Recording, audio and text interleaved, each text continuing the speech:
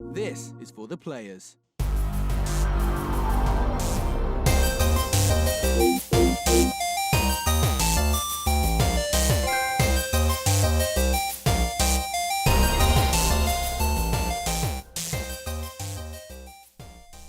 I'm Ryan Betson. I'm a very healthy Josh Saunders. And this is For the Players, the pop culturist PlayStation podcast. With almost 40 years playing PlayStation and 5+ years in the games media combined, we thought we'd throw a hat into the ring and join that PlayStation conversation. If you would also like to join that conversation, you can do so on YouTube, Stitcher, iTunes, Facebook, and all other major social media outlets. But the main conversation happens on our Facebook community group, facebook.com/groups/thepopculturist. And the extra paid conversation. And if you really like really like what we do, jump over to Patreon, patreon.com/thepopculturist. Check out the tiers there. There might be something there that interests you. Even the week off, you destroyed me on that. Like last week with Paul, I butchered the spiel. It's my thing. The spiel used to be my thing. It used to be my jam. Like on the radio show back in the day, that was my thing. Yeah. But I'm glad it's yours now because I can't do it. Well, you need to remember too much. Yeah. So I'll alleviate the pressure with the spiel. I do appreciate it. I do really appreciate it. Speaking of relieving the pressure, how you feeling? Pretty good. You're good? You're repaired? I can speak. So what the hell happened? Tell people at home. Well, it's not exactly an exciting story. I got riveting. the flu, which turned into a chest infection, which resurfaced my chronic asthma. And did you stop smoking during that time? I smoked a hell of a lot less. Ooh. Like 3 or 4 a day instead of the 15-ish normally. So are you going to try to keep it that way? No, probably not. Alright, cool. Because now that I can breathe easy again, it's like I got to catch up. Yeah, you got to replace the nicotine you lost. No, there were a few actually really. I don't remember the last time I was that kind of bed/couch ridden. As long as I've known, you've never been that sick. No, I haven't been that. I don't remember the last time I was that unwell. So I appreciate the little break you gave me. I still showed up for the Game of Thrones episode. You did, and that was a lot of fun. It was fun. Yeah. Thank you very much to Paul from player2.net.au coming in, saving the day. Do greatly appreciate it. Yeah. I still would have done the show if Paul wasn't booked in. It just kind of worked out well because I really needed that day to those days. I was couch ridden, dude. Couch ridden. So, being couch ridden, that means you may have played yourself a lot of games. I played a lot of one game. Yes. Diablo 3 Rise of the Necromancer DLC. Oh, damn. So that came out last Wednesday morning.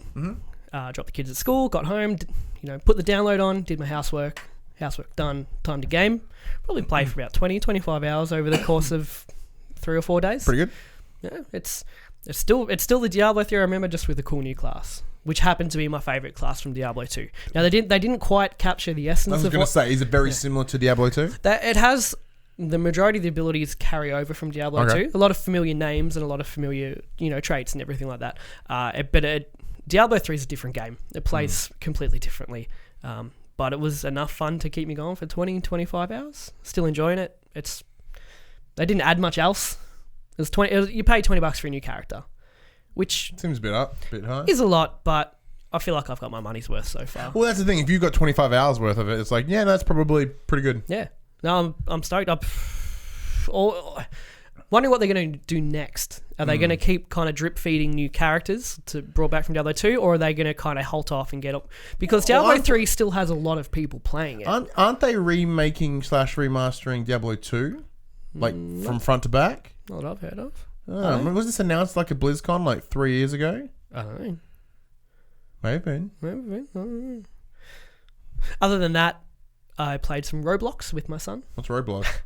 It's a block type character game on PC. So he played on my PC, I played on my laptop. We both have accounts, we play together. Yep. But it's a user generated game, so users make levels / worlds / adventure maps / puzzle maps that you can just join and play with. And there's millions of people on this game.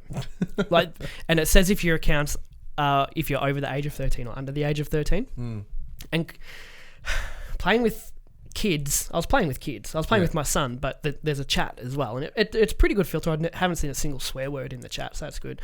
But I can change that. Kids rage, little kids rage, and I'm trying to bite my tongue because I can't tell them off because I can't take the moral high ground because they have no moral high ground. Because they're kids. Yeah. There's whinging about, camping and stuff like that. I'm like, you don't know what camping means, you fucking dickhead. Like, you think they're camping. Like, they're clearly imitating someone. Yeah. I think, unless camping has changed terms. Because in camping, I think Call of Duty, sniper camping. Yeah, that's and, how I know fucking it is. campers. Yeah. And, these games just don't kind of have that. So is it like a PvP game? Oh, it depends what world. There's probably over 500,000 different worlds to jump into. So, but I'm trying to think, if it's not PvP, how would you camp? Yeah, well, no, there are worlds where it's like team deathmatch and PvP. Okay. But there are puzzle worlds, there are tycoons where, you build an arcade or you build a theme park. Tower defense is what we played a lot of, which was a lot of fun. Just interesting to see the other side of gaming, like, because essentially for Alex, it's his first MMO because you are playing with thousands of other people. And seeing how they moderate it is interesting. Seeing how they make their money is interesting. Just buying costumes and every single mini game has the option to spend cash, but they're not really pay to win. I don't know. It was fun. It was just fun. Sounds like a lot of cosmetic-y things. Yeah, it was fun playing in this kind of a world with my kid for a while. Nice. And I played Crash. I got Crash today, the day of recording. Yeah. I know you've been playing that too. So I'll hear your thoughts on that first. Yeah, I've now played probably about 3 hours of the first one. I'm probably about 4 hours. I did play a little bit extra outside of the stream as well. I played the 3 hours of the second one with Paul last week for the stream. Haven't jumped in a 3 yet. Mm-hmm. Waiting for the next stream. It's probably next week now that I'm going away. I originally planned to go 1, 2, 3, like back-to-back days. Oh, we should actually explain why the format of the show is changed. We'll get there in a minute. Okay. So I was planning to do 1, 2, 3, sort of Friday, Saturday, Sunday. But then when we found out on Friday, we got confirmation that we're going to Oz Comic Con on Sunday. Changed all my plans. Because they're like, hey, you've been like, what happens? Yeah, I got sent an email with like, hey, here's the media pack. I'm like, what the hell are you talking about? We didn't get an email. Like, oh no, you're accredited. See you Sunday. Okay. Like, shit. Okay. Hey, I'll see you Sunday. Cool. We had a great time. So like I played a little bit of Crash. My wife has jumped in at Crash as well. She's also hashtag fuck the native forest. What? She's okay. There's a level in Crash 1 called the native forest. That level is garbage. As actual it's hard or it's just garbage. Bad design? It's bad design and it's really hard. Do you think it's bad design because it's really hard? No, well, there are moments you can get around it, but it's relentless. Like it's such a the levels up to it are kind of like there is a small increase in difficulty, and then it just fucking spikes. Yeah, and then it drops back down again. It's just one level that fucks you up. Okay. And consistently, thanks to Josh Anderson, it has been now known as hashtag fuck the native forest. Okay. Which is a little dangerous if we use that on Twitter, because the native forest can mean something very, very different. Yeah, something very personal to a large group of people. Yeah. But anyway, fuck them, fuck the native forest. That's become a thing. Okay. I've been out of the loop for a week, so yeah, you've been out of commish. So I've also, thanks to PlayStation Australia, we were invited to an event recently. Mm-hmm. We went to their Melbourne office to spend some time with That's You, which is their first game from their PlayLink series, PlayLink system. So it's essentially party games. That's the whole idea of it. It's party games that only involve one PlayStation. So That's You is essentially, you know the Jackbox games? Yeah. It's essentially the Jackbox games, but with a bit more polish and obviously PlayStation focused. So what you'll do is you have the one PlayStation and upwards of 6 people can connect their phones to the PlayStation via an app, and everything is done through the app. Pull up photos from your gallery. That's really risky. No. So you take photos while you're there. Oh, okay. So what'll happen? You start the game. You all take your selfie, and that's your card, and that's the card on the screen, and then. You'll play a series of questions. Now I think the representative there said there's about 1,000 questions in the base game currently, with potential room to grow in the future. So it would say who is who is most likely to name their plants, and then then you sit there and you kind of like I think it's gonna be Josh. And the whole idea is you get points based on how many people answer the question. So if the question is, who would name their plants? It's a very tame question. But and out of the 6 of us, if 5 of us all guess the same person... Oh, so whether you can or can't doesn't matter. It's just people's perception of you. Yes. Okay. So... It's like the Americans have like at the grad, most likely to become a serial killer. Most likely to, get divorced. And that... So... If, say, 5 of the 6 of us would have all agreed that it was you, we would all get 500 points each. And if 4 of us were to agree, you'd be 400 points. So it's all... So if you need to vote in the majority, basically. Yeah, but like but because you can't see anybody else's answers, it's just kind of shapes what people think of you, which is very interesting. And we'll certainly be streaming it at some point. I think it's probably the next community game night. Yeah. I'm thinking we might do it with the Patreons and then stream that. It's just fun and stupid. And obviously there's once you get like a couple of rounds of questions, and then it moves into phone stuff, as in it's like take a photo of yourself, take a photo of something around you, and then it gets sent out to the masses, and it's like make this picture into like make this person look like a caveman, and you're like got 30 seconds to fucking draw a dick on someone's face pretty much. So that was we had a lot of fun. We played 2 rounds of it while we were there. So it was Tom and Charlie from our friends at Load Screen, as well as a couple other people. One of them was Stevia, who's a sort of a bit more of a well-known gamers media than us, and 2 other dudes I've never met before in my life. But it was really cool. The first round was really hesitant. Everyone's sort of playing it safe. There were some sort of harder jokes in there. Does it display who voted for who when the time's up? No. Okay. So you'll never know anyone else votes for. Okay. So it was all, the first round was a little bit sort of touch and go, and then when we realized, and then the guy behind us, the rep's like, none of you have drawn a dick. What is this? We're like, all right. Then next round, just dicks. They know the demographic. Yeah, they're like, hey, like this, and like Tom also shared a photo through Load Screen today of the box art of That's You and the little it's PG rated, but it's got at least like 30 different things. One of them's like nudity and sexual references. Oh. Like it's not in the game, but it's implied that people will draw. It's implied that someone's going to draw a dick on someone in this game. Look, this game's a ton of fun. It sounds like fun. It's currently free with PlayStation Plus. It's free until August or October. Oh wow! It's like 3 months free because they really want to get it out there. Yeah. And it's $25 standard. Now it's available as of right now, time of recording. I thoroughly enjoyed it, and I really appreciate the invite as well because it was nice. It was nice because it was only 6 of us. It came out of nowhere. It came out of nowhere. So I essentially emailed PlayStation saying, "Hey, this is the show. I've already told them about it. I'm like, we have, we'll let you know. We're almost hitting 2 and a bit months, back-to-back episodes. Let us know if there's anything cool, and we'll try to check it out.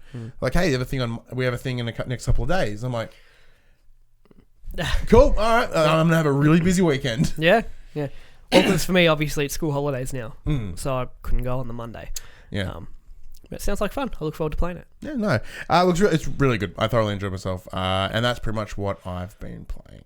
So this is when we would normally move into the news and all that sort of jargon. But as we're recording this on a different scheduled date than we normally do, we're not going to have all that stuff because we just don't have it. No. So, my fault. I'm going down to the country to see my family. Not your fault. I mean... Yeah, these things happen. We are but 2 men. So instead, what I've done is I've reached out to you, the lovely FTP watchers and viewers, and the pop culturist community. Watchers, viewers, and listeners, I should say.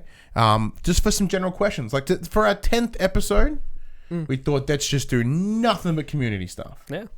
Let's like all the questions, and let's see how long we can bash this out for. Don't need to look smart anymore. No, you're done and dusted. So, housekeeping first. Wow, we have housekeeping now. Yeah, last week. I've been away. I missed 1 episode, and we now have housekeeping. Yeah, housekeeping. Last week we did our PlayStation Mini. What games we think we would want. We did 15. We left a couple for the people and yourself. So I want you to sort of chuck in a couple of because I imagine you would have some that are different to the list. I'm curious to see what you would add. Yep. So this is the list that we have so far. This is the 15 games that Paul and I picked. Okay. Number 1, Final Fantasy 15. Final Fantasy 15, yes, right. Jesus. Final Fantasy 9. I so hard agree with that. Fuck yeah. Number 2, Harvest Moon Back to Nature. Yeah, of course. Number 3, Crash Team Racing. I reckon that may be coming remastered soon. If that does, then it's pulled from the list. Because Crash, there was a news article saying it's the single biggest release of the year so far. Yeah, great. It's the platform biggest release. Single console release, which is massive. That's incredible. And that's exactly what they were looking for as well. So I reckon we'll get Crash Team Racing. I think we will too. And if that does happen, we'll pull it from the list. Yeah. Number 4, Castlevania Symphony of the Night. Never played that. I wish I did. Me either, but it's a staple.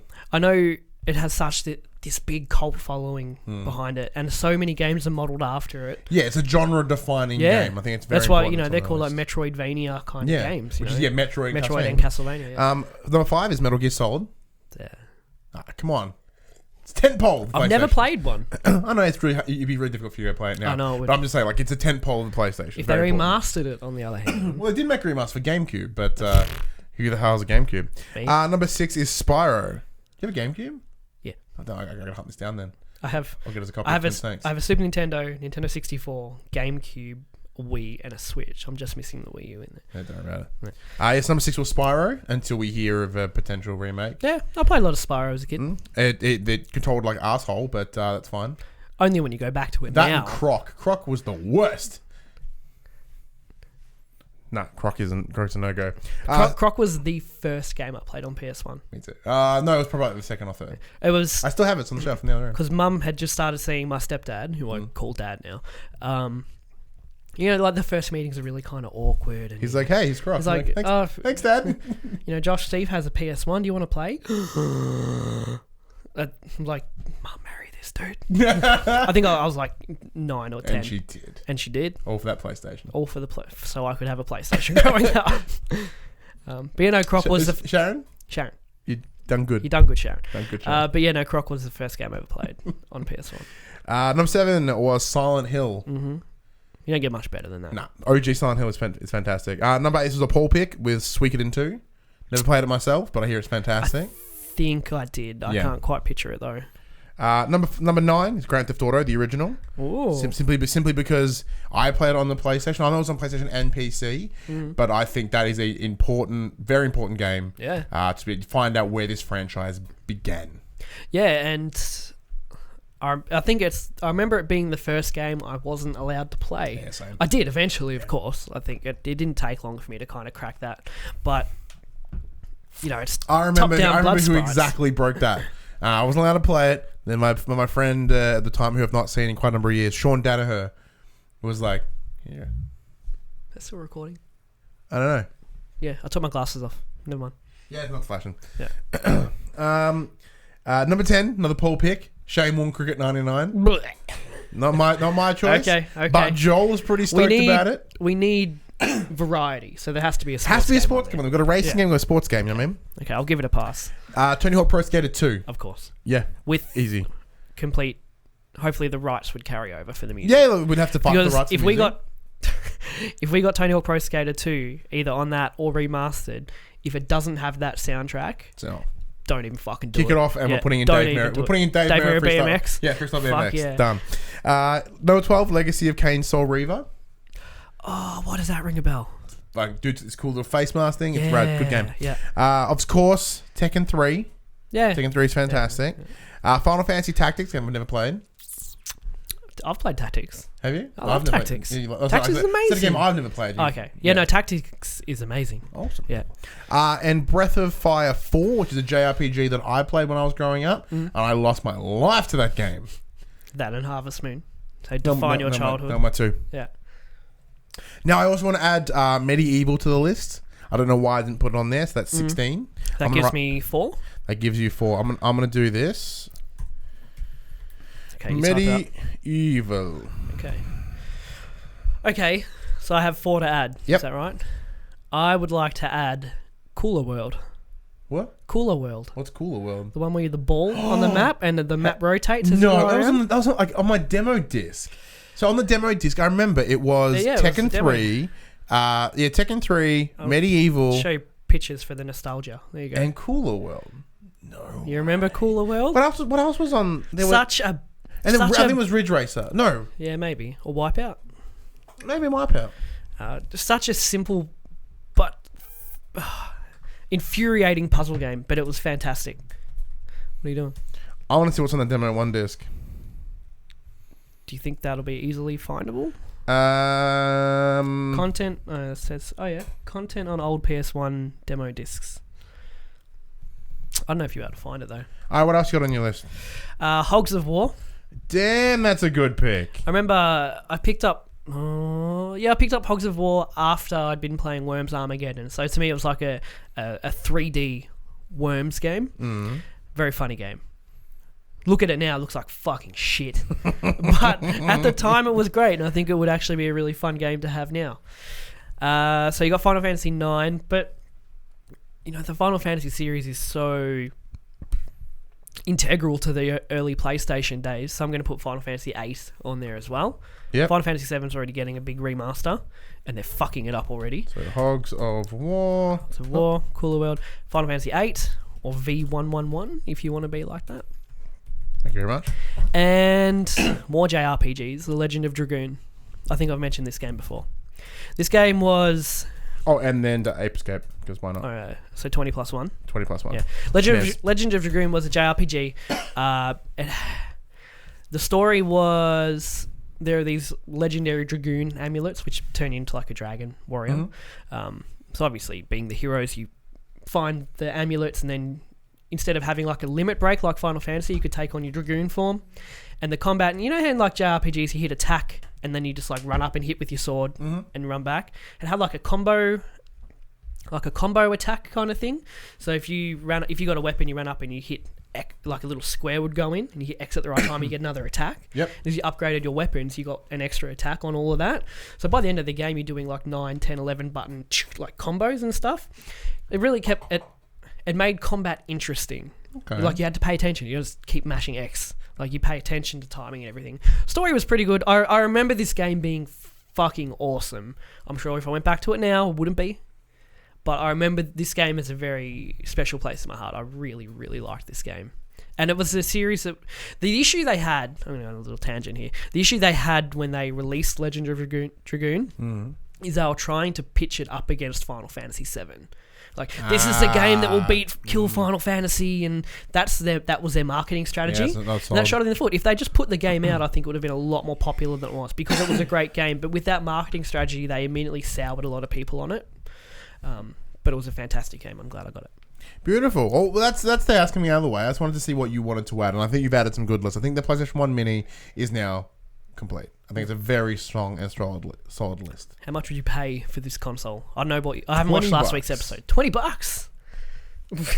It was like, look, with the power of the games that are on there, obviously as well as the licensing rights, I think we'd be hitting 130, 140, maybe 150. I think a whole lot of the cost to PlayStation to make would be to renew the licensing rights for the music for Tony Hawk Pro Skater 2. Yeah, so I think it'll sit around between 120 and 150. With the SNES sitting at 120 with less games than the NES, like about 20 games. And obviously these games are a bit more intense, a bit more graphically demanding. So although it doesn't, the box still won't need a lot of tech. It's still need a little bit of grunt, I think. So, as big of a fan as I am of nostalgia, I would much like wireless controllers. Please, because they fucked up bad with the NES with like the 1 foot long cord. I don't know what the SNES Mini has. About twice as long. Okay, it's still not long enough, and cords just they don't have a place in today's world for gaming consoles. Yeah, so as we mentioned, the topic of this week's episode is essentially... From the players. Cool. We reached out, asked all the questions. Now, some of these aren't entirely PlayStation related. Some of them are just games industry related. Some of them are pop cultures related. Ooh. So it essentially became PlayStation, and then gaming, then an AMA. So fuck it, let's just put whatever we can in there. One day we'll be big enough to do a Reddit AMA. Yeah. Now, I did not write down who asked what. It's like questions from the people 101. I think I can remember who. If not, I can do a search and I'll find them. Yeah, okay. I know for a fact the first one is from Joel. Mm-hmm. He asks, related to a post in the PopC community yesterday regarding the Anthem footage being from a 1X and our discussion about the dev kit power. What are your guys' thoughts about the Xbox One X dev kit being so much more powerful than the retail version? Has more CPUs, 12 gig more RAM, and runs a solid state hard disk. Microsoft says this is so that devs can focus on making the games and getting them up and running without limitations, and they, quote, tune down near release to get it running on the retail units. All this says to me is that I can't trust any E3 demo, not that they have been entirely trustful in the past, when they say, quote, this is running in-engine, or, quote, footage running on Xbox One X's, as we now know how late into development games remain running on dev kits. So there is no way Metro or Anthem are going to look close to what we saw at E3 when released. What are your thoughts? First off, the whole that PlayStation posting. Isn't that amazing? It's funny, but I don't put the blame on PlayStation for that at all. It comes down to, I assume BioWare just didn't send them the trailer. No. I think someone from BioWare probably sent them the trailer like that. Yeah. But we know, like, you get a PR release, you just put it out. So someone would have got the video, like, looking on the controller, that, like, looking at the triggers is just. I think someone would have got the video and put it out. Yeah, and I don't really blame them for that. Yes, and all BioWare go, hey, here's the PlayStation 1. We don't know where the blame sits, but it's funny. Yeah. I don't think that everyone was slamming Sony, and I don't think it was Sony's fault at all. Or it could be. As for what Joel's saying, I agree that it is misleading to the public of, because with the wording they use, actual in-game footage, it is for the dev kit, but that's not actual in-game retail console footage. Yeah. Like, this is not what you are going to have in your home. It's like the statement running in engine. That could mean anything. Yeah. That could mean a cinematic in engine. That doesn't mean shit. As for, the misleading part, is bad. I don't think it's healthy for the industry. Just, put it on the dev kit for whatever console you're showing it on, so people know what they're getting. Because you can go back, like Joel said, you got to take it with a grain of salt as it is, but we shouldn't have to. Having said all of that, the graphical prowess of things is something I've said before that I'm not so fussed about. Like, to me, the original Destiny 1 looks fucking incredible. Like that, and the Last of Us, Uncharted 4, they look fucking great. And any better than that, to me, is just a waste. As in, I don't have the TV to support it. I don't have the Pro. I don't care about having the photorealistic graphics. I never have. So to me, it doesn't bother me that much, but I can see why. But in terms of marketing, it is a pretty shitty thing to do. I sort of agree with you there in terms of I understand why they would send that kit out to devs, because see, that's sort of the thing, right? In order to building a game is very different to playing a game. So building a game, there's a lot of extra assets. Like, nothing has been optimized. So standard things may need a bit more grunt than normal. So as they're building on it, they're running it on the dev kit, testing it out. Okay, that was just the basic code of that works. Awesome. We can get the character to run in a straight line without his leg flying off to the left. So then once that's all done and the game's in quite a comfortable state, then they tweak it, optimize it, and bring it down. Yeah. I think that's a totally valid reason. But that's not the footage they should be showing. That's the question, is like the footage they are showing us. Joel brings up that excellent point. Like, they're saying it's running on the 1X. Like, we don't know what that means. Is that 1X dev kit? Is that 1X, whatever? Like 1X retail, 1X, mid something or somewhere in the middle. Like, as I mentioned, like Joel's spot on. But at the same time, also, in terms of releasing that version to the devs, totally agree with. But Joel is 100% spot on. Very rarely do I trust footage from E3. Yeah. I allow it to get me hyped, get me excited, and that's about where it lives for me. I've personally been burned probably enough times in the past, and publishers, no matter who they are, have at some point burnt us with footage from E3. The Division. Remember how good that looked? So good. Even the gameplay the shitty live action gameplay they were doing. Yeah. The game looked fucking awesome. And you can go to YouTube now and you can look at the E3 release and the retail release side by side, and you just see how. But once again, the benefit of that is like, because it is a vertical slice. So at the time, I imagine without a doubt that is what they wanted for the game. It wasn't released to deceive people. I believe it's what they wanted the game to be. And as they continue development and start to realize maybe we can't create the big world that we want to make and have all these effects. I don't know. I feel like at that point they should know what their limits are. Before putting out something like that to the public. But that's where Joel's point comes in terms of they don't know their limits until they try to bring it down to the retail version. Maybe they should do that first. Yeah, maybe. I'm not saying it's wrong. Yeah, but having said all of that, I'm personally not too fussed on it. In terms of if a game doesn't look as graphically good as it's pitched at E3 for me, I'm like, Yeah, as long as it doesn't look, like insanely good and then come out looking like trash. As long as it doesn't come out looking like Uncharted 1.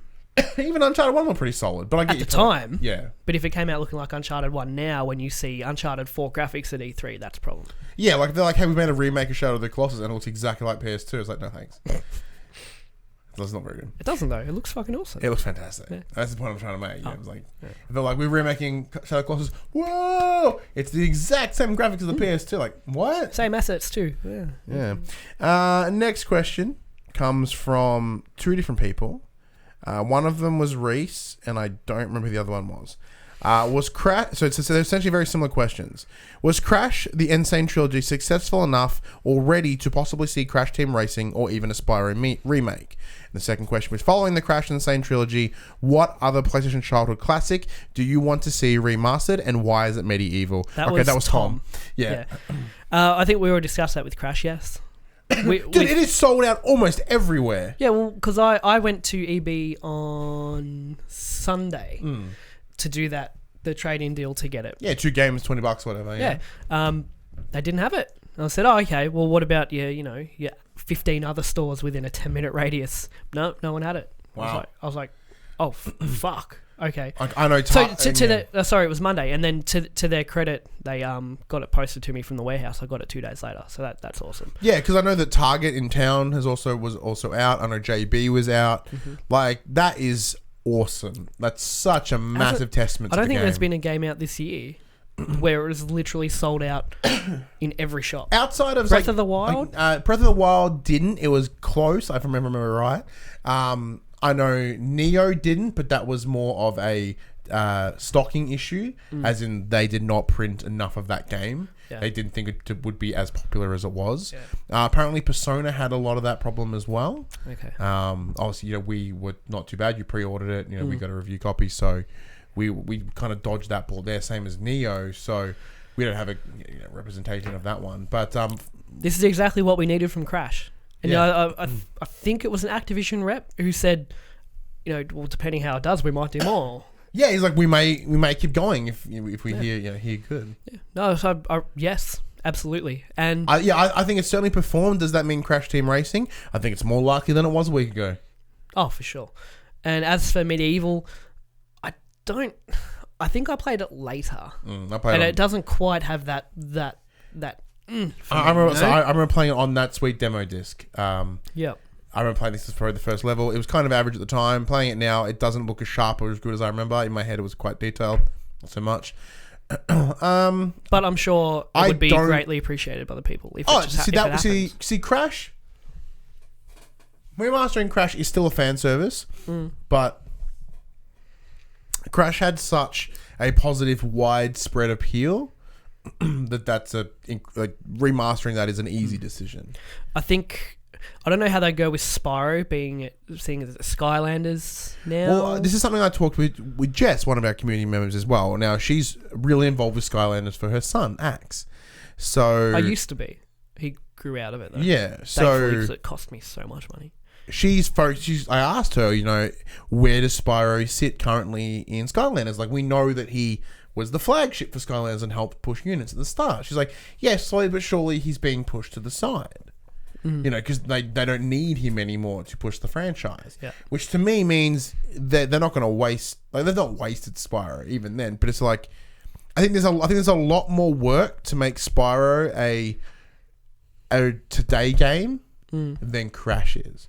Crash platforming's pretty easy, but a 3D world sort of platformer, kind of like... Yeah, maybe. The danger, because, well, as I said, Spyro handles like garbage. I think really bad. I think you'd if they're looking to there'd be a lot of work if they're involved. looking to sell units, Spyro is a better choice than Medieval. Yes. Because like Crash does, that extends to nostalgic older players like us, but kids these days are like, it's a great game for kids to play. Yeah, it's bright, it's until colourful, you hit it's the cool. native forest. Yeah, Apparently, fuck the native forest. Yeah. Same with Spyro. I'd buy a Spyro remake. I'd buy it. I'd probably really enjoy it. Kids these days, as far as Medieval goes, though, it doesn't have that instant recognizable appeal. Yeah, and it's for super niche. a majority of people.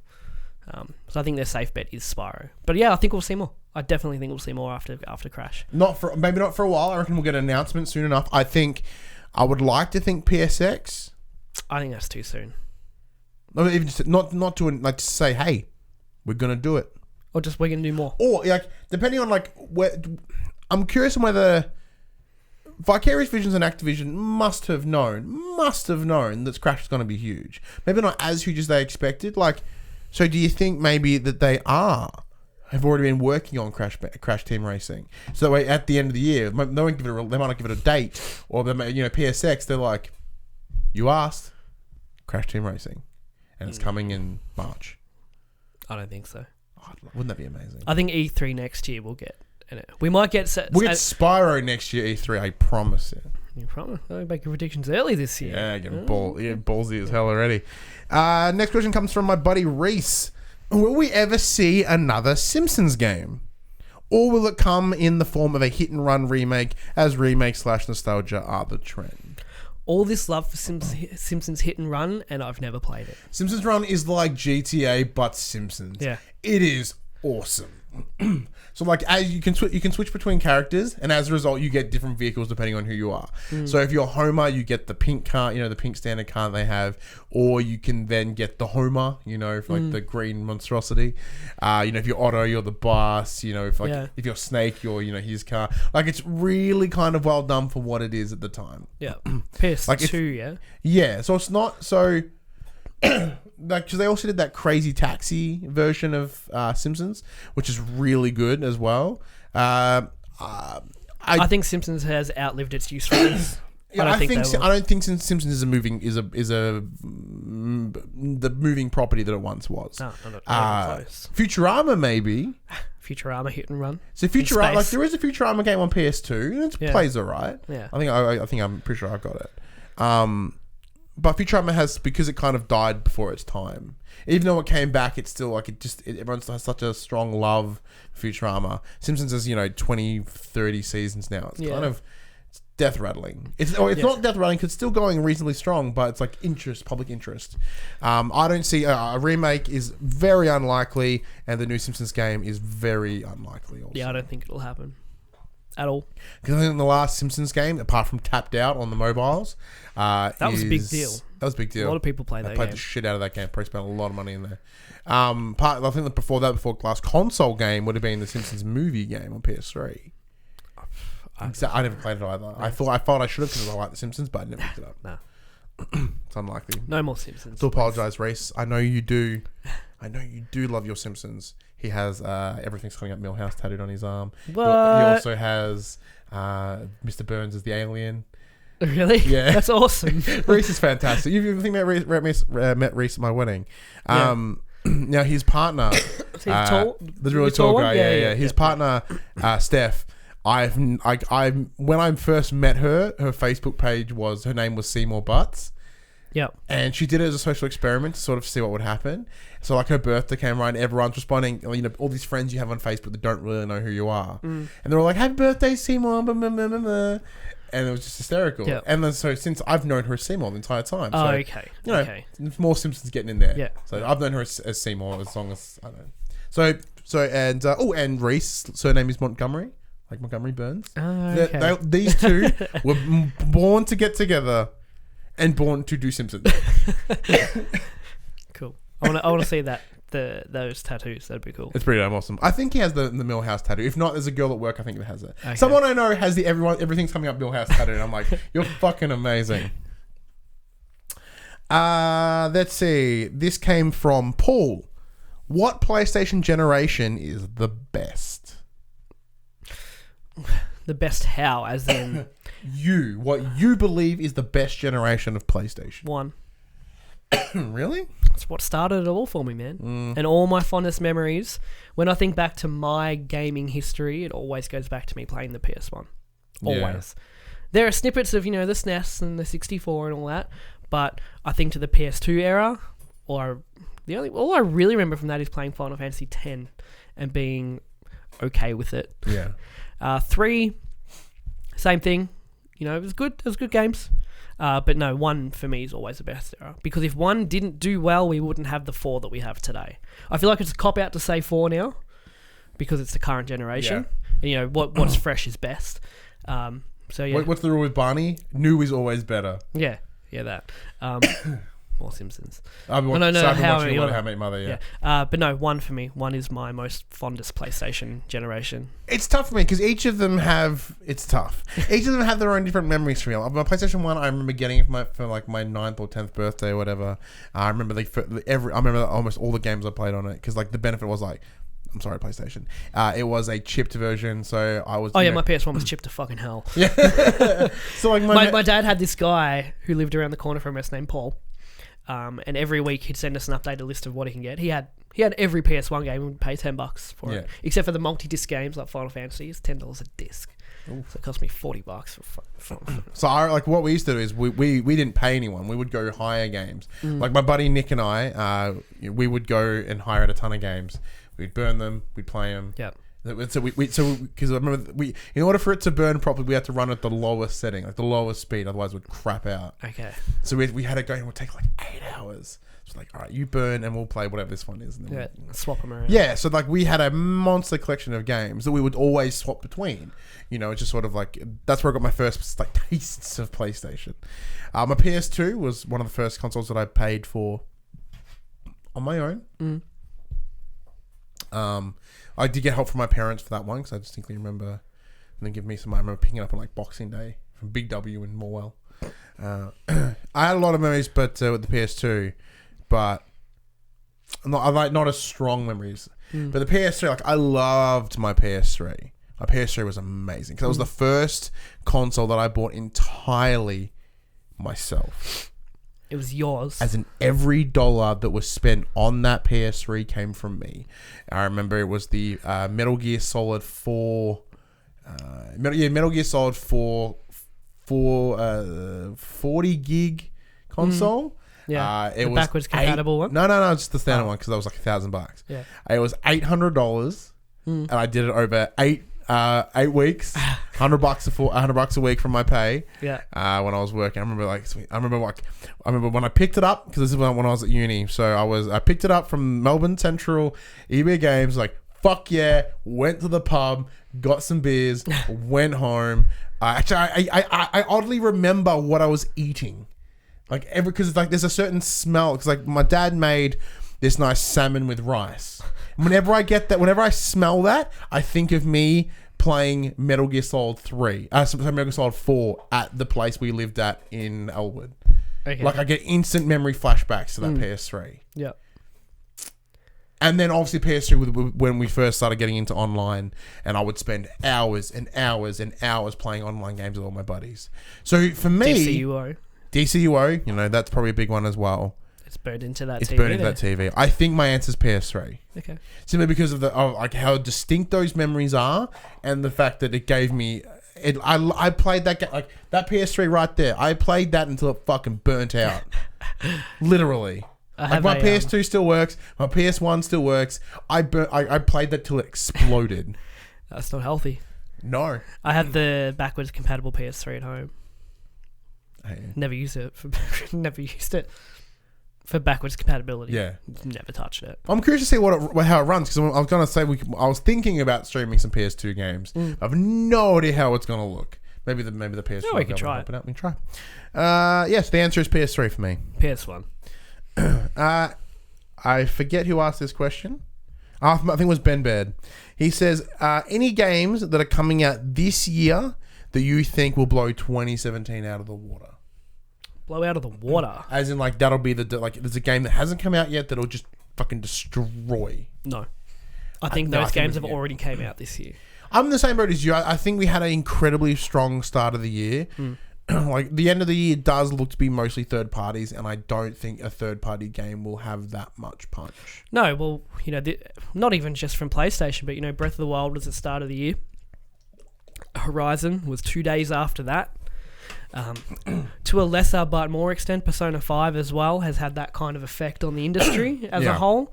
It might not have been critically acclaimed as those two games were, but as its effects on the industry were very, very harsh. Just listen about all some of the big games coming, as you said, Horizon, Zelda, Persona, Neo, Nier. There's these games that are just Resident Evil 7, just games that blew up at the start of this year. Yeah.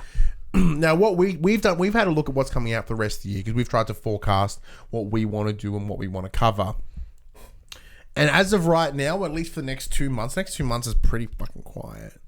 Outside of, say, the end of the year is pretty much Destiny 2, Battlefront 2. There's going to be great games at the end of the year. year. Oh, they're right. We're not saying those games are going to be be bad. Fractured Butthole. That may blow everything out of the water for me. But I don't know. We still have to wait and see. It's always when it fucking comes out this year. There's Call of Duty World War II. That, I think that I do have a kind of a gut feeling that'll be good, but whether it'll be blow away good, I don't know. The only thing that I could have said would be blow away good a month ago would have been God of War 4.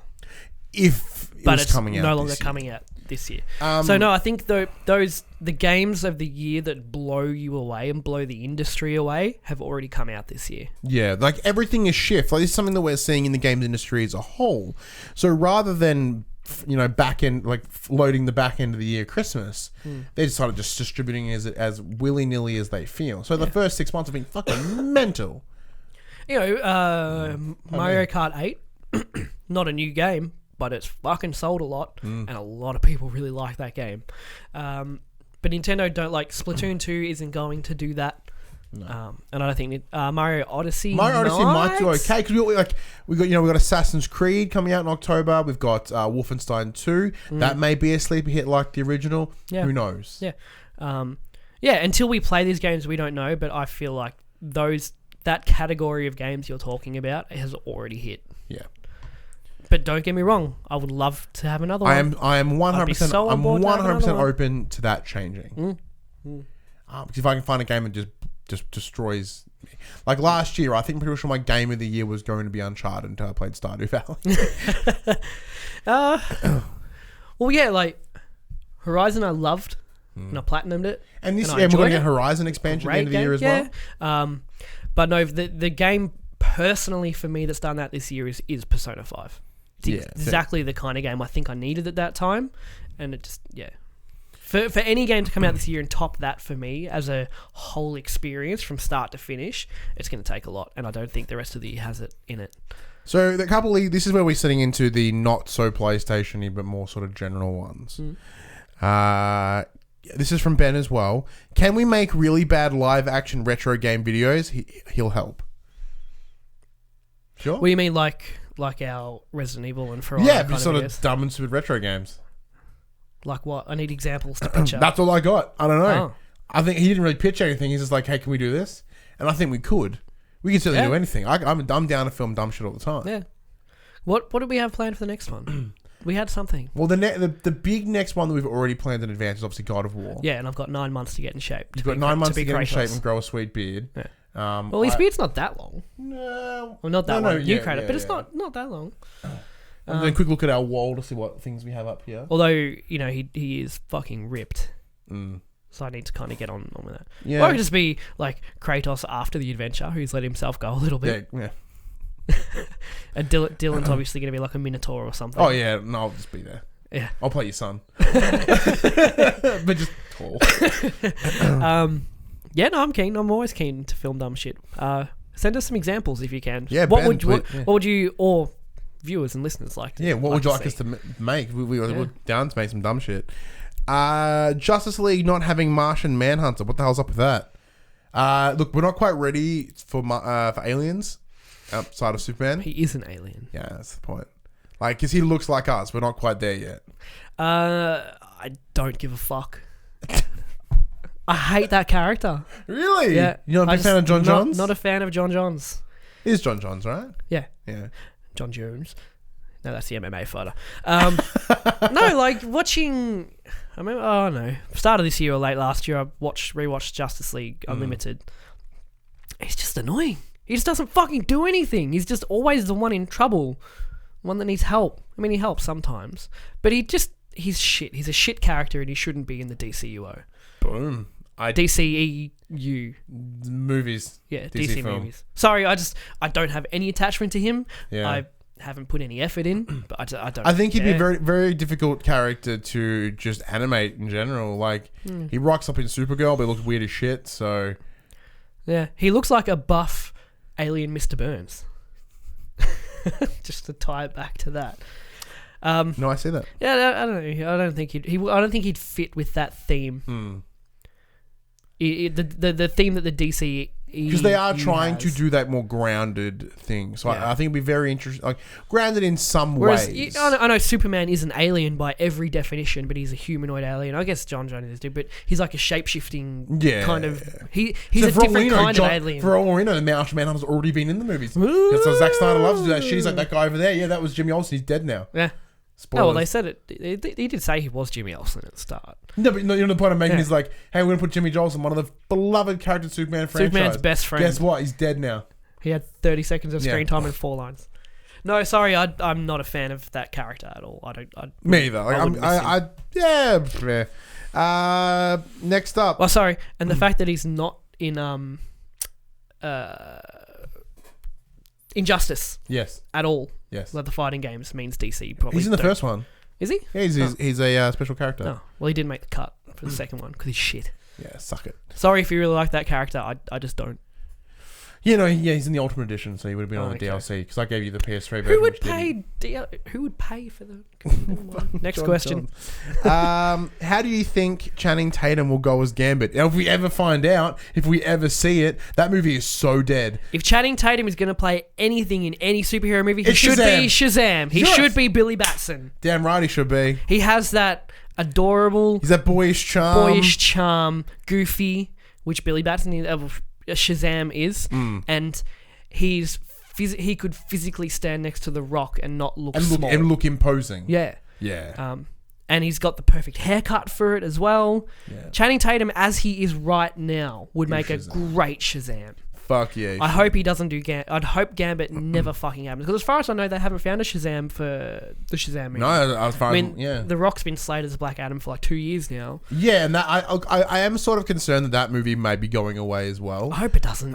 Because to see The Rock in a superhero film and him as Black Adam, that'd be so awesome. So good. And having The Rock in a DC movie... It's a big pull. That's a massive pull. Such a big pull. This comes from Jess. In terms of being the pop culturists, it seems your main focus is gaming and movies. Is there any chance in future that you'll explore other avenues of pop culture? Now, when we launched, what was it, a year and a half ago, we were a 4-pillar system. We were movies, TV, games, and comics. Mm-hmm. As we moved further, we come to realize that with a team of 3 of us, that is not obtainable. That is not doable. And also, comics are difficult because 1, they're expensive. Yes. 2, they're very much a personal preference. Because comics don't get the return for the time invested. Because for me, my favorite publisher is Image Comics. Mm-hmm. I fucking love that. I love that they're not majorly not superhero based, very standalone, interesting, different stories. But for me to spend time, 1, going to Melbourne to get the ones I need every week, reading them and reviewing them, and for what viewership I think they will pull in, it's not worth it. And what would be more difficult because when we used to do written and video, it made a little bit more sense to sort of do comics. We tried to do some comic reviews back in the day. I did a few. You did, and like the tough part was the turnaround and making them relevant. Because by the time we read them, write about it, and got it up, they were old news. Yeah. Because a comic themselves can be read in 5 minutes. Yeah. And unless we got pre-release access, it didn't happen. It was dead. It was dead on arrival. Yeah. If we lived in Melbourne, I think it'd be a different story. Yeah. You can literally every Wednesday night or / Thursday morning. When I lived in Melbourne, I used to when I was living in Melbourne, I worked part-time. That's what I would do. I would hike to the city. I would go get my comics. I'd hang out in the shop, and then because I used to work this way. So I'd go there, do what I need, and go home. See, we do have Gifts for the Geek here in Geelong. Yeah. But they can't quite get the range. I mean, as far as DC and Marvel go, they've got pretty much everything. Yeah. But for me personally, I like Image, and Image is, lots compared to them, they're a lot smaller of a publisher. So Gifts of the Geek get some of the main, they get Saga and East of West and all that kind of stuff. But Image is very niche as well, and they don't get a lot. So for me to review a comic every week, one, I'd either have to buy it digitally, which I don't like doing. Comics to me, you got me into comics, but comics to me are like a book, like a novel. I'd rather read it off the pages than read it on a screen. Yeah. It's just not feasible for me to go to Melbourne every week to pick up $15 worth of comic books. Yeah, and on top of that, as we went, so in terms of other avenues of pop culture, TV is incredibly difficult. And it's in the same boat as well in terms of unless you get early access to it, why? And I don't watch it. Yeah, I don't watch enough TV. I used to watch a lot more TV, but now I don't. And it's so time demanding. So the thing is, any spare time I have to sit down and watch something, I'm watching my favorite YouTubers do what they do. Yeah. Which in turn helps this, Which in turn helps this because, you watching other YouTubers, even if they're not doing exactly what we do, you learn a lot from watching.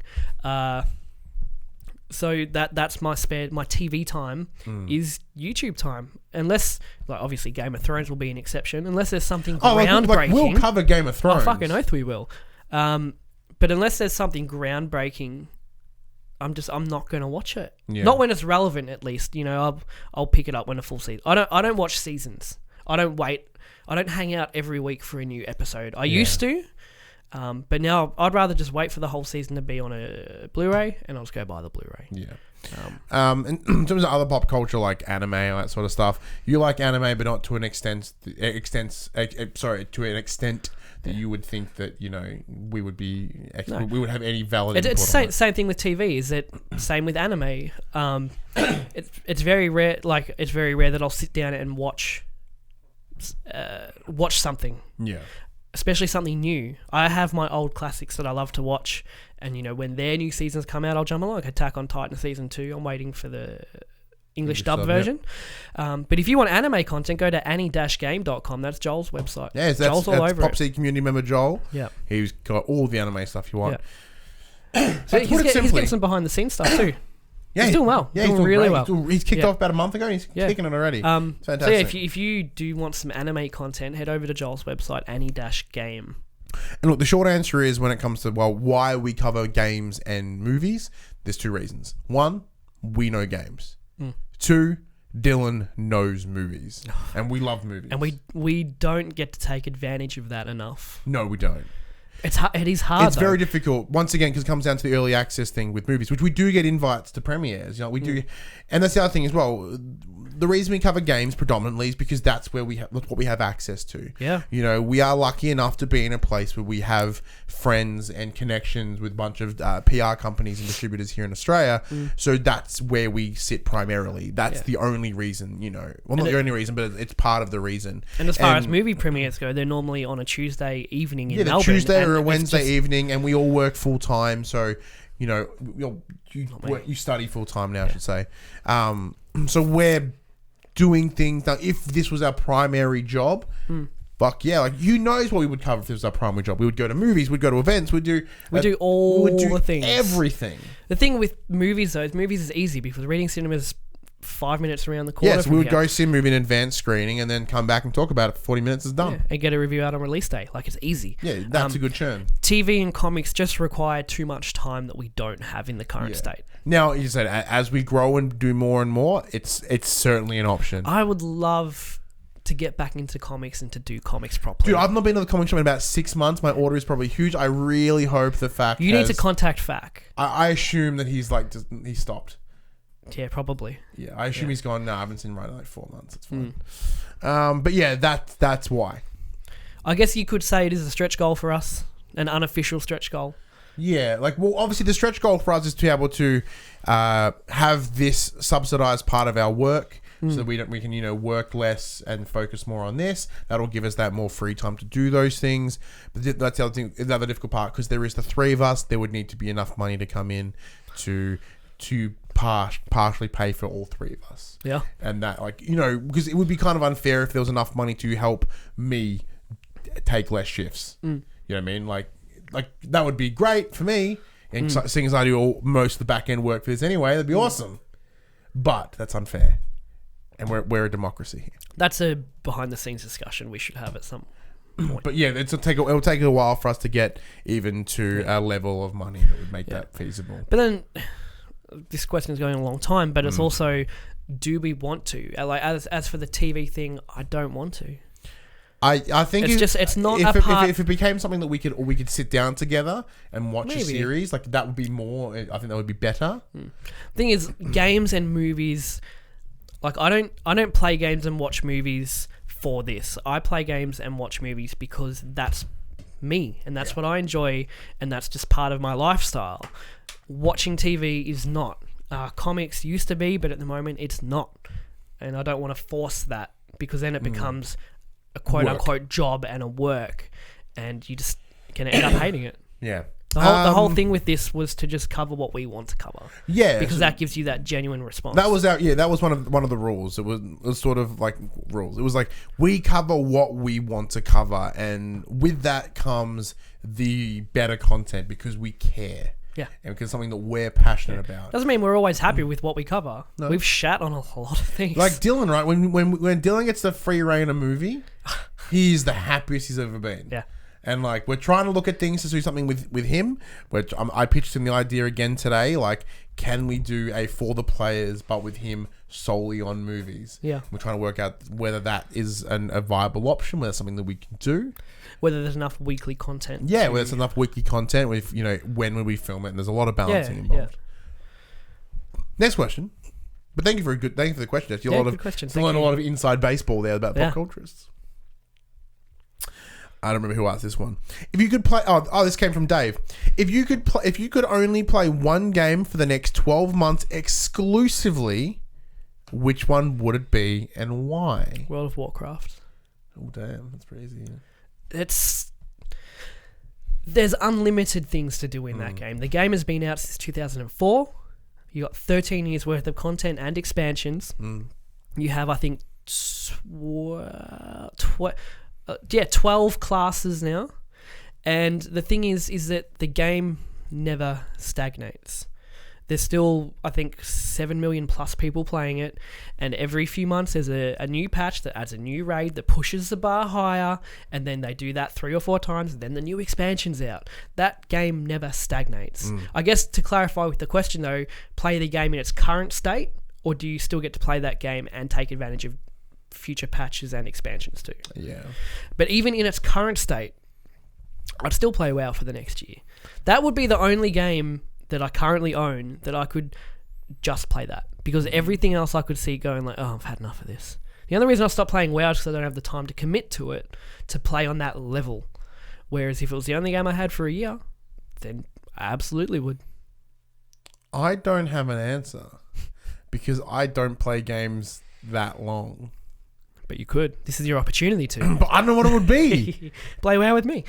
Yeah, I could play WoW with you. That'd be kind of fun. Be top 2v2 PvP. Like, I would come to learn to understand WoW, and it's not that difficult. No, but I mean, like, as in, like, I'd care. I'd hope that I'd begin to care about the lore. Like, my answer could be, Harvest Moon. Yeah. Like, I love that game. It's somewhat endless. The thing with WoW is, with the lore, you get as much out of it as you want. Yeah. Whereas if you just want to level up, you accept the quest, you run to the marker, you do the quest and return it. But if you take your time and you read the quests and you read the lore and you read all the optional stuff, and you could... It's such a big world with so much lore. I know so it's a cop-out, but I don't have an answer for that. Simply because the way I've now adapted to playing games, I play them in week bursts. Well, the other option would be something, a competitive PvP game, Overwatch. Dota. That would burn. I would burn out. Like the way my brain works, I would burn out. I probably essentially have undiagnosed ADD. I can't sit still to begin with, let alone play the entire same fucking game for 10 years. I'm sorry, for 12 months, I should say, not 10 years. Yeah. Like an example is right. So on Sunday night, we went and did an escape room for Dylan's birthday. We were in that room for what? 90 minutes, and there were 3 occasions that both Dylan and I got distracted and started fucking around with other things. And like, wait, back to it. Like, oh, sorry. I thought you were gonna say fucking each other. Yeah. Like, cause like I got distracted, and Dylan's like, oh, and then he got distracted with me, and then he got distracted. I'm like, oh, what are you doing? And then we got while Craig, Jacinta, and Millie were trying to work out this puzzle, Dylan and I are fucking around on the other side of the room. So I can't pay attention even for a short period of times. Like we're lucky we can sit down for an hour and do this. Yeah. No, I'd maybe not comfortably play WoW for a year, but if I had to pick a game, it would definitely be WoW. Yeah. This one comes from Jono. He asks, which 2v2 PlayStation game would you pick to verse a rival podcast network, which I can assume is the Explosion Network or Platinum Explosion. So I assume it's either Tim, Dylan, or Jack versus, I assume, you and I. Well, there's always Rocket League. That's what Dave said, was like Rocket League. I'm like, yeah, but I suck anus at Rocket League. Hopefully they do too. Like, what else? Wait. If it's Rocket League, Dave can stand in for me because he's part of our team. I like it. I like he's technically part of the team. Yeah, I like that. It's a good recovery. I wouldn't even say technically. Dave is a part of our team. No, I mean technically, as he's not front facing, like no one really sees him, but he is part of the team. 2v2 kind of like it narrows your options a lot. Rocket League. There was that Disc Jam. I found that was fun. Yeah, Disc Jam could be interesting. Like maybe let's get a shooter in there. There's that NBA game like that. That was it free? I think it was free. NBA Playgrounds. Yeah, NBA Playgrounds maybe. 2v2. So I don't know. Like, see, that would the thing because we don't really like. What would our strengths be? Would we want to play a shooter? Like, would we work together well as a shooter team? No. An RTS. Oh no, I'm horrendous. But I might. Okay. World of Warcraft Arenas 2v2 PvP. It's on. The answer is probably going to be Rocket League, and I would. Rocket League is the most accessible. I would like to stream this. I think it would be awesome. Yeah. I think Jono, Dylan, or Jack, or any of the other guys from the Explosion Network. It will be against me and Ryan. We wouldn't put Dave in. Consider it a deal. We will find a game and we will verse. Would be funny to put Dave in for Rocket League and stand in for me because Dave's at Diamond level 3 or something insane. I'm horrendous. Rocket League's accessible. It's easy to play, as in it's easy to set up and stream. I think Rocket League would be the go. No, I'll be keen for that. We take your challenge accepted. Take your challenge. Is that a glove slap in there? What else we got? I think we sort of answered this, but what is your fondest gaming memory and what made you fall in love with games? Final Fantasy 7. 8 was the first. No, it was 8. That's right, it was 8. So it's a 4-disc game. I didn't know what that was my first multi-disc game. I didn't know what it was. And have you ever played 8?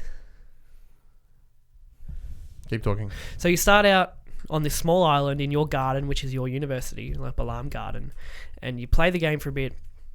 And you go out and you do this thing and you go back and you graduate your test and then you... Yes, I had a demo disc for this game. And then you graduate your test and then you go across the ocean and save this town.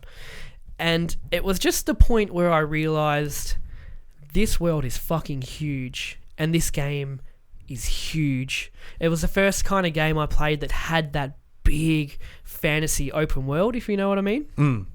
There was just a point that clicked and I just went, like... to 10 or 11-year-old me who had played this game for 15, 20 hours. And then it's like, please insert disc 2. And I was like, wow. Like, there's 4 discs. And to me, like 20 hours of a 10-year-old gaming, that's a lifetime. And it's like, I'm not even close to finishing this game. And it was just that moment of, like, this is gaming. Like, this is fully absorbed, huge world, blow your mind gaming. So it wasn't one particular moment, but during Final Fantasy VIII, something just kind of clicked and I just kind of went, this is so much more than anything else I've ever played. I can't think I can't remember the exact moment that I fell in love with games. I think it may have been just when I started playing. Like I don't remember that clear moment of like this is me. I don't remember that, but because like I saw first. My memory is appalling to begin with. Rampant drug use in my late teens, early 20s. So I don't remember those key moments. This is a conversation I had with my dad. Funny enough, I think what made me fall in love with the story is of my dad going out of his way to get me a PlayStation. I think that's what made me fall in love with. It's like this was my console, this was my thing, and it was cool. And it was like at the time, not many people had it. The cool kid on the block with the latest tech. Well, no, because across the road, the kid across the road, Jesse, he had a 64. Okay. And I had a PS1, so we would kind of go and play each other's. Play with each other? Yeah, and then play games. That's hot. Yeah, very hot. So like, I think that contributed, because this is a conversation I had with my dad the other day. I'm like, you are aware that you have shaped what this has become. Even like, you talk about like butterfly effect shit, right? Yeah. As in, there are key moments in time that shape the rest of that person's life. And that moment that I got my PlayStation for my birthday, that changed and shaped my life. That exact moment helped me become the person I am today. As in, that... Minus the rampant drug use. That moved me into the gaming space. That gave me that love of PlayStation. If anything... I wouldn't be the person I am today without that PlayStation. Like I said, I've had other consoles in that time, but nothing matches the excitement of getting that PlayStation. Nothing matches the positive memories that I have with this brand, and this brand is what gaming is to me. So I guess the answer, as lame as it is on a PlayStation show, the answer is probably just PlayStation. Obtaining a PlayStation. It's jerking dicks at PlayStation. Yeah, that's what we do. And final question comes from Charlie. You might not have a lot to say, because I don't know much for this outside of That's You. He says, what do you think of PlayLink and what the possibilities are? No idea. So PlayLink it's Sony sort of, as we mentioned with That's You, they're sort of looking to creating more party games, more sort of community experiences rather than solo games, right? So one of they're doing, so Supermassive, one of the creators of Unknown, the creators of Until Dawn, they are working on a PlayLink game, which is so Supermassive sort of realized that a lot of people were playing Until Dawn together. They were playing it as a community. They were playing it with their brothers and sisters around them, and with their friends, and a lot of Let's Plays on YouTube with two people. Yeah, and that's what we're gonna do. I think eventually. No, we will do that. Now that it's free this month, it's a perfect time to do it. Oh yeah. And what we'll do is we'll put on the option that allows the. Is there a way that the community can pick the decisions with us? Or like, does it pause long enough to? I know with Telltale you can do that. There might be an option. There are a few dialogue choices that are infinite, but there's some kind of quick timey stuff like you're running. It's like right or left, and you need to choose then and there. But I think there is enough dialogue pauses later, or in certain dialogue conversations that kind of let you choose. All right, but there might be a way to like pause it or something. But yeah, so Supermassive sort of discovered, they looked at it and they saw this. They're like, all right, well, let's build a game using this new PlayLink feature that will allow people to sort of use their phones and vote on things and sort of create cool conversations and cool experiences. I think the key thing they need to do is, That's You sounds fun. Yeah. Maybe once or twice. Yeah. And that they need to find games that are always fun to play, even with the same group of people. Because, That's You seems cool, and I'm sure I'll enjoy it 1, 2, 3 times with you guys. But then after that, is it really what you want to be playing? There is one answer. That'll make PlayLink the must-have feature. What's that? It is the first console interactive version of Cards Against Humanity. Yeah, that'll do it. That that'll is do it. how you make PlayLink work. Or even the other games like that. Cyanide and Happiness, Exploding Kittens. Yeah, like it might take away from the family-friendly approach of the PlayLink. Family-friendly? No, PlayLink. PlayLink. Oh, PlayLink. For the family experience. Like, But if they, they will have to release an R-rated version of of this. course they can. I think that would be. I mean, it's already a thing. Fantastic. You can already play Cards Against Humanity against randoms online. Yeah, Like it's already already a thing. Bring it to the console, because Cards Against Humanity is open source. Yeah. So it could be doable. The problem that we have right now is when we play it, we have about 6-7 expansions. So there's 1,000 cards on the table. You can digitize that. Yeah. But unfortunately, when you mix in all the expansions sometimes things just don't mesh together well. Like from one expansion to this expansion, you mush them together. Then a black card from that one doesn't quite suit the white card. You know what I mean? Yeah, but there was that one time that we created a saga about boxes. Yeah, that was good. That was a very good time.